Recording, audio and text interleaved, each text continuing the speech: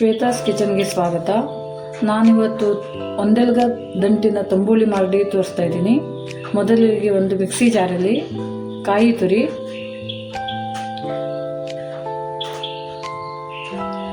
ಹುರಿದ ಹಸಿಮೆಣಸಿನ್ಕಾಯಿ,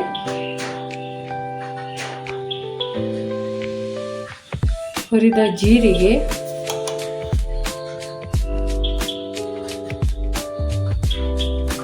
ಹುಣಸೆ ಹಣ್ಣು, ಸ್ವಲ್ಪ ನೀರು ಹಾಕಿ ಚೆನ್ನಾಗಿ ರುಬ್ಬಿಕೊಂಡು ಅದರಲ್ಲಿ ಒಂದೆಲ್ಗ ದಂಟು, ಸಣ್ಣ ಈರುಳ್ಳಿ ಚೂರು,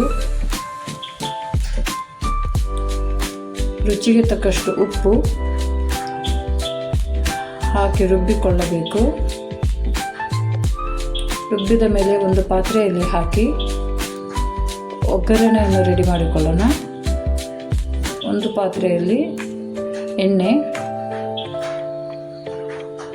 ಸಾಸಿವೆ,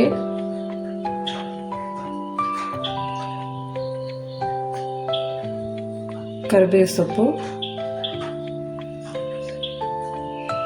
ಒಂದು 4-5 ಒಣಮೆಣಸಿನ್ಕಾಯಿ ಹಾಕಿ ಹುರಿದು ಒಗ್ಗರಣೆ ಹಾಕಿದ ಮೇಲೆ ರುಚಿಕರವಾದ ಒಂದೆಲ್ಗ ದಂಟಿನ